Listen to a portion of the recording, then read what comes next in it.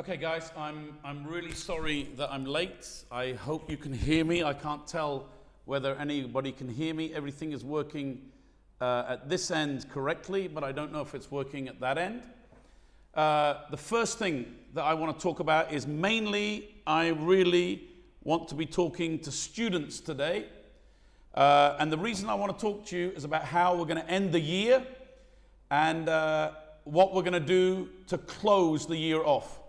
Now, those of the students that know me, they know my little notations here like this. And we are now on Thursday of this week. These are weeks. This is the week starting the 25th, I think. Yeah, this is the week starting the 25th. 1st, 8, 15. And these are the weeks that I want to talk about. So you've been doing DLP for about 12 weeks now. Okay, about 12 full weeks you've been out of school doing DLP. And what we're going to do is tell you how we're going to close out the school year. So the official closing of school will be on the 12th of June. What's going to happen here is all classes from nursery to junior 3 will keep teaching DLP till the 12th of June. All other classes, and by all other classes I mean from junior 4 to class 12, will stop teaching DLP on Friday the 5th of June. On Friday the 5th of June will be the last lesson that we will be taught by the distance learning program. And that's because all classes from junior 4 up until class 12 are going to have assessment exams to assess what was taught during DLP. And I must stress, it's only what was taught during DLP. It's only what was taught during DLP. So they're stopping on the 5th of June. So you have at least 6 days study leave from the 8th, the Monday the 8th to the Saturday. On the 15th till the 19th of June, you will have 5 days of exams of varying severity. Depending on which class you're in, you will see the timetable for 5 days of exams. Now let's say you're just at the moment having a heart attack. You thought you'd got away from doing absolutely nothing for the whole time, but now you've realized that you're going to have exams. Now, if you realize that you have to have exams, don't worry. From now until the exam day, there is 1, 2, 3 full weeks. There are 3 full weeks for you to study. So if anyone gave me 3 full weeks to study for my exams, all the videos are online, all the worksheets are online, I'd get myself worked out and I'd try to get ready for the exams. Okay?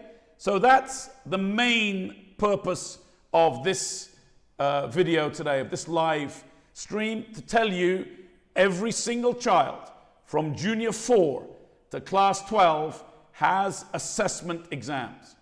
Now, there will be assessment in a completely different way for nursery, no assessment, lower, no assessment, upper, no assessment, but for 1, 2, and 3, in a very, very different way.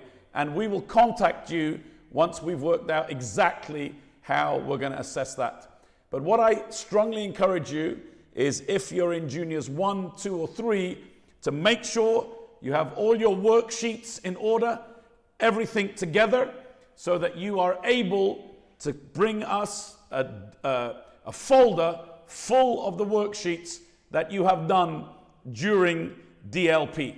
That I'm talking about is from junior 1 to junior 3. Junior 4 to class 12 follow the program I've just talked to you about. The last day of exams will be the 19th, and during that week we will tell you what to do about book day, because book day will be 1 or 2 days after that, and how we're going to run a COVID book day with social distancing, and we'll tell you all about that. In a minute, I'm going to come to what form the exams would take, but I'm just going to tick off one or two of these things that I've done here. Now, very, very important is, what about class 10 students that want to go to 11S? How are they going to be graded? Let me just go back one step. We will prepare a report for you this year, which will be based for every student from junior 4 to class 12 on the following. We're going to do 50% of the grade from September until the 1st of March. 50% of your grade. 10% of your grade will be the marks that you got during the COVID DLP teaching. Only 10%. And 40% of your grade will be on the exam that you take between the 15th and the 19th of June. And in that way, you will have only 3 columns in your reports. One will be first term or first half year. The second will be your DLP grade. Many of you, unfortunately, are not taking this seriously, so you will probably score 0 in your DLP. You've not done any homeworks, and then you can make up for it in the exam. Don't forget, 3 months of work are only going to have 10% on continuous assessment, 40% on the exam, and you've got time to study for the exam. Now, if at the end of that you fail to make the grade for 11S, if you're in class 10, there is another chance. We are probably going to be starting school in about the last week of August, probably about the 27th of August. Those dates will be finished and confirmed during the exam week, 15 to 19. But let's say we start on the 27th. On the 24th of August and the 25th of August, you will have an entrance exam to 11S to see if over the summer you were able to get better and satisfy the conditions. It'll be maths, chemistry, biology, and physics. The same applies to students in 11S that haven't made the grade for 12ME or don't make the grade for 12ME when we average these marks out. You also will be given a test on those 2 days, also in maths, chemistry, biology, and physics. And if you get over the required grade, you will be promoted to 12ME. Let me warn you that if you are one of these students that is desperately grasping onto this hope that you will be able to go into those scientific classes on the 24th of August, we are not going to be lenient. We are not going to be lenient. You will have had the whole summer to revise, and so you need to make the grade. The details and content of these 2 exams will be given to you at a later date during the exam week, 15th of June to 19th of June. That's a very, very important point for people wanting to do that. The last thing I want to say something about, before I talk about the exams. Let's talk about the exams now. Now, how are we going to do the exams? Well, we're going to hope that the Ministry of Education, which has said that every school can decide how they do exams, we're going to hope that the Ministry of Education is going to allow us to bring children to school with social distancing exams. So we've worked out that we can get 11 people in each class social distancing. So we've got 20 classrooms, so we can do more than 200 students in school. And you have to do that, you have to apply for that place if you have not got a great internet connection. The second way you can do it, and depending on the situation in Lebanon, perhaps everybody is going to have to be doing it online, but that's okay. We're going to be doing online. Now, immediately, 50% of the people listening to this said, great, I can cheat. And you can cheat. And we're only going to ask you not to cheat. Now, what we're going to say is this. You need to have 2 webcams. One will be the webcam on your laptop, and one will be a webcam from behind you looking at your whole desk and your screen. And you will be asked to set up a system which we will send to you through the internet by email, which puts these webcams similar to the live stream that you're seeing. This is my desktop on the left. This is my webcam from my laptop on the right. And above it there's an image, and you will put the other webcam in the place that there is that image. If you feel you can't do that, that is too much, I don't have 2 webcams, I don't have enough money to buy another webcam, then you probably need to come and do it in school. Now, even if you have this setup, we know that you will be able to cheat at home. It's not a problem. What I ask you to do, I don't mind if you cheat around you, using books, using notes you made during DLP. I don't mind that. What I do mind is if you communicate with someone else taking the exam. And that will get a 0 on the exam. Open as many books as you like. Open anything you want to around you on your desk. That is fine. But please do not communicate with someone else doing the exam. Will we be able to tell? No. We will probably not be able to tell unless you score for number 3, you get the speed as 12.98 meters per second, and only 3 students in your class got exactly that speed and made exactly the same mistakes. We will conclude that you were cheating, and we will apply the 0 rule.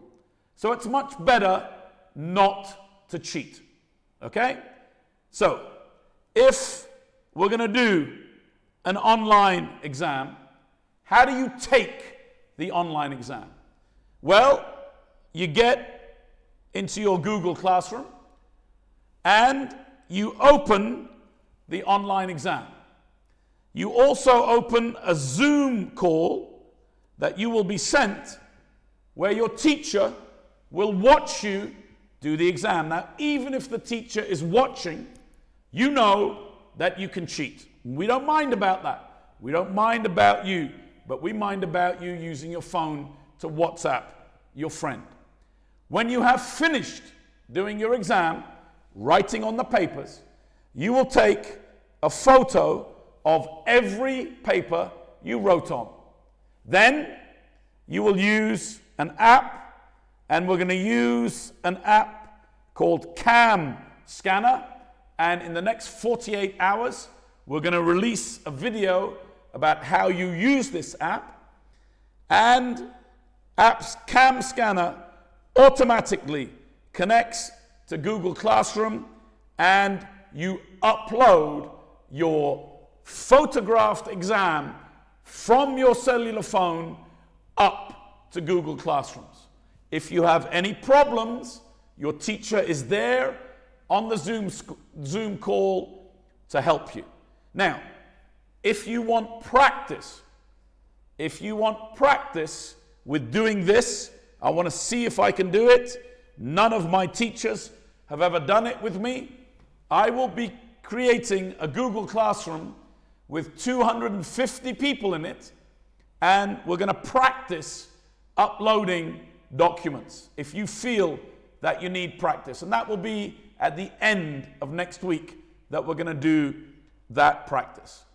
Now, I teach 19 students online, and they are able to do this in about 60 seconds to 120 seconds. They can photograph and upload immediately to my Google Classrooms, and they find it not a difficulty. This is not difficult. Do not panic about this aspect of how you will submit the exams. Some teachers will not use this method. Some teachers would use Google Forms. And Google Forms is a simple method. You are sent on your Google Classroom a link. You click on the link, you do the test, you click submit, and it's finished. Some teachers will use Google Forms, but most of them, I feel, will use Cam Scanner. And they both are very simple to do. So you don't need to worry about those exams. You don't need to worry about the content. It's only what you've seen during DLP, and you've got all your books open around you, so you don't need to worry about anything. Everything is with you. It's just, can you do the exercises in the time taken? You need to revise. You've got 3 weeks to do it. You need to work hard and be ready for this assessment. Some people are saying, why do you even want to assess us, Mr. Steve? Well, I want to assess you because we've not been absent the last 3 months. You have been working. The teachers have been working. Now, I did a statistic yesterday. Our teachers have created 4,200 videos. 4,200 videos. You might say, I don't care. I don't understand any of them. The beauty of a video is you can watch it again and again and again until you understand it. And perhaps that's what you're going to have to do. Go back over all the videos and make sure that you understand them. We have been working. My teachers have been working very, very hard. And you should have been working too. I've done 2 live streams to tell you that you would be assessed. I've done 2 live streams to tell you to take DLP seriously, that we're going to take marks. And this is a live stream to tell you how you will be assessed. Do not think that COVID gives you an excuse to stop living. It gives you an excuse to be lazy. It makes you work 3 times as hard as if there had been no COVID. We're living through a really difficult time, and you need to take seriously what has happened. We need to make up time. We're not going to just lie back and say, oh, I was a COVID kid, I'm an idiot. No, everything is there for you to not lose this year. Now, 2 last points. Everybody will pass this year. There is not a single student who will not be given a passing ifedi. Not one. The only difference is, will you be in this school next year or another school next year? Let me show you an example. Let's say we have a student that scored these marks. They scored a 63% in the first half year. They did nothing in COVID. They got 10% on the exams.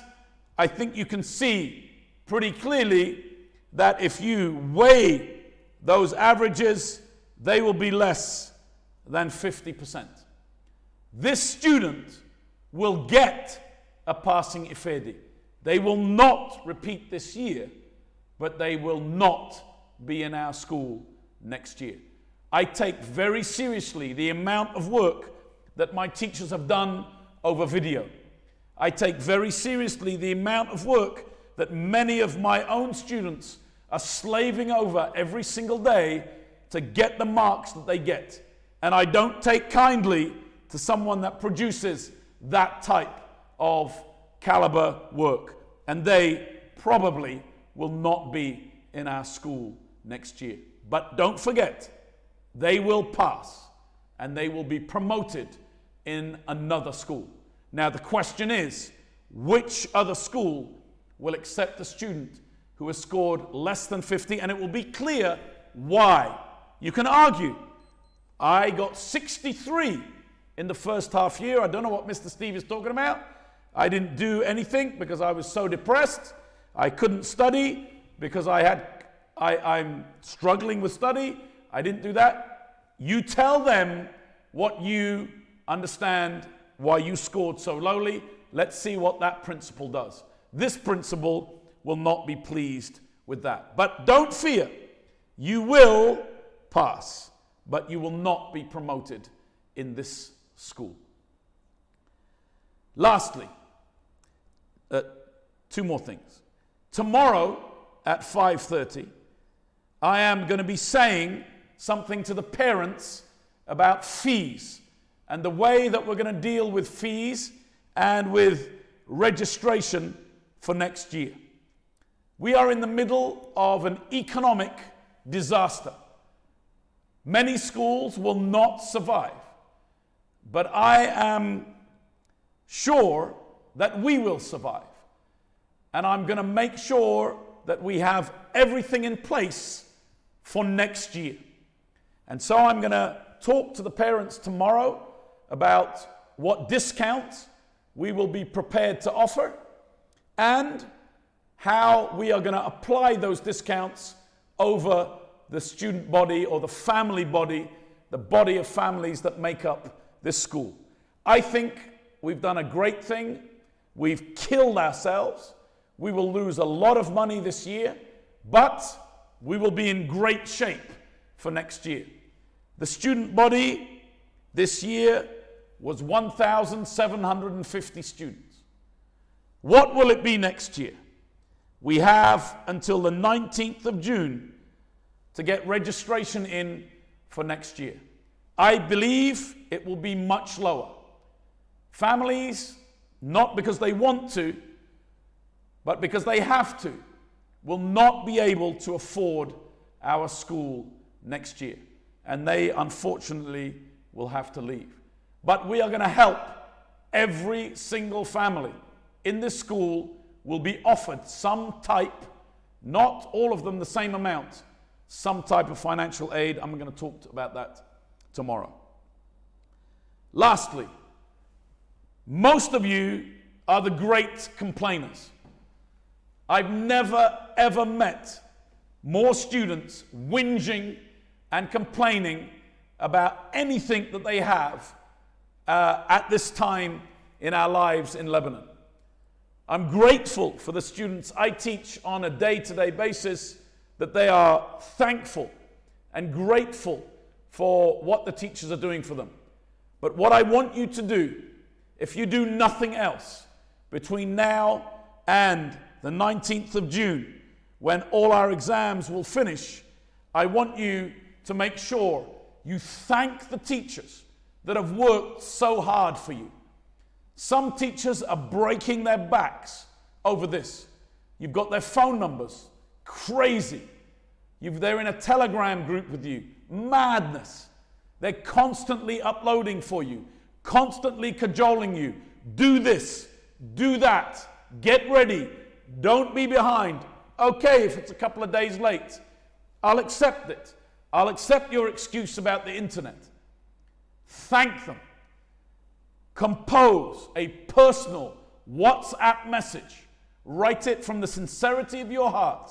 Think of one thing that they have encouraged you with, and please, please, please, just at least have the decency to say thank you to the people that have worked so hard.